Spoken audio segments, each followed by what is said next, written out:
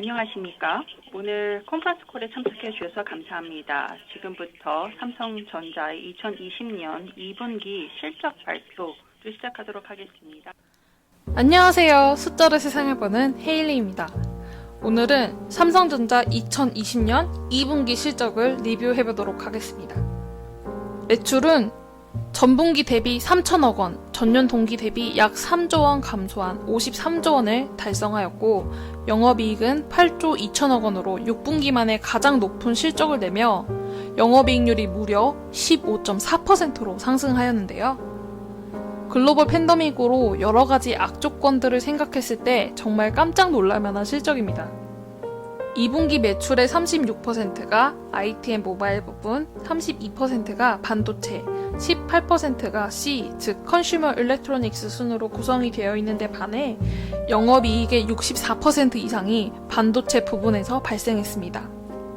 영업이익에 크게 기여를 한 사업부 순서대로 반도체, 그리고 IM 사업부, CE 사업부 실적을 조금 더 볼 건데요. 삼성전자가 어떻게 글로벌 팬데믹에서 실적을 낼 수 있었는지 포커스를 잡고 보겠습니다. 먼저 반도체 사업 부분입니다. 메모리 반도체 매출 증가가 반도체 사업부 매출을 견인한 것을 볼 수 있고요. 영업이익은 5조 4천억 원을 달성하며 영업이익률이 무려 30%로 수익성이 크게 개선되었습니다.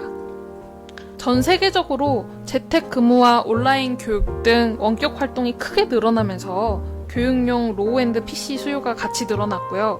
그 안에 들어가는 D램 매출이 크게 증가했다고 하는데요. 1분기에 노트북과 태블릿 PC 글로벌 출하량이 17% 감소했다는 발표가 있었습니다. 그런데 사태가 장기화되면서 지연되었던 수요와 신규 수요가 맞물리면서 노트북과 태블릿 PC 수요가 증가한 것으로 보이고요. 그게 삼성전자 2분기 매출에도 연결이 된 것 같습니다.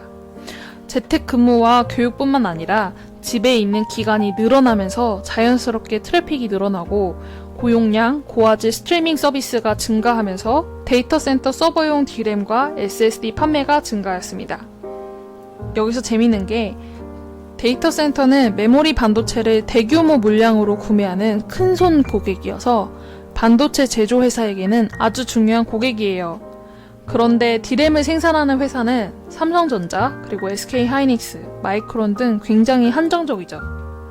그러다 보니까 데이터 센터들이 비슷한 시기에 많은 물량을 주문하면 삼성전자는 D램 가격을 올릴 여지가 그만큼 많아집니다. 그런데 데이터 센터 입장에서는 당연히 가격을 올려서 사기는 싫을 거예요. 그래서 향후 가격이 장기적으로 올라갈 것 같으니 미리 재고를 확보하는 차원에서 구매 물량을 늘린 것으로 보입니다.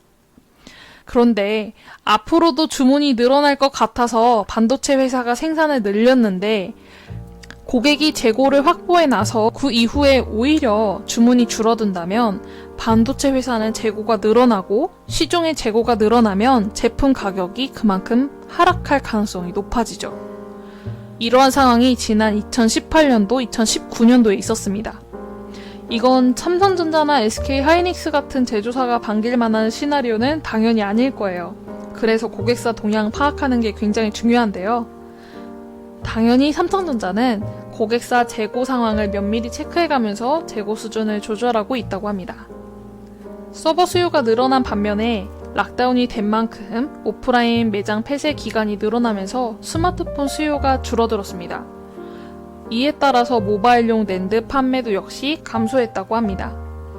스마트폰 수요 감소로 모바일용 낸드뿐만 아니라 SoC 등 모바일용 반도체 판매도 감소한 것으로 파악이 되고 있고요.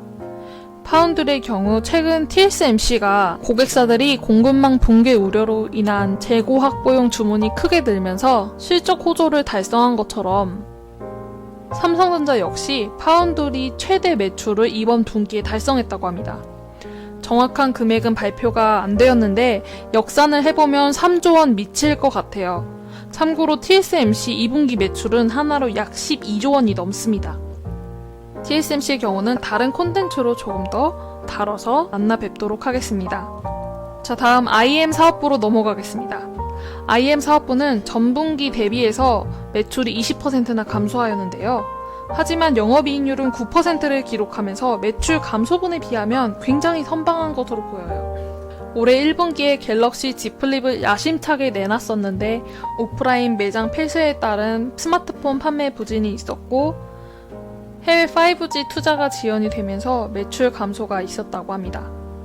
다만 스마트폰 오프라인 영업 비용이 감소하면서 수익성을 방어한 것으로 보여져요.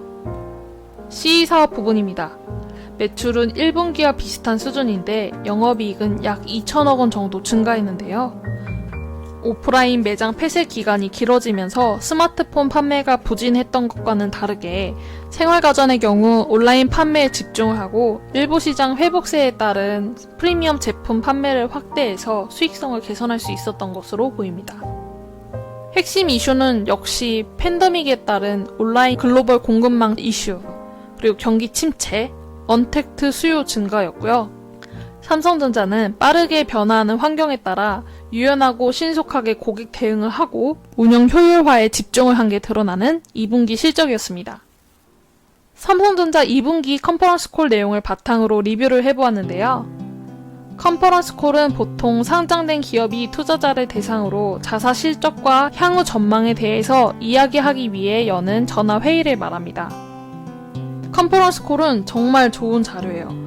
투자자뿐만 아니라 특히 취업 준비하는 친구들이라면 꼭 들어보세요. 꼭 내가 가려는 기업이 아니더라도 고객사 또는 경쟁사의 공식적인 현황 자료를 들을 수 있는 귀한 기회라서 굉장히 많은 꿀팁들을 얻어가실 수 있으실 거예요. 영상이 좋으셨다면 좋아요, 댓글, 구독 꼭 해주세요. 콘텐츠 제작에 큰 힘이 됩니다. 그럼 다음에 다시 만나요. 안녕.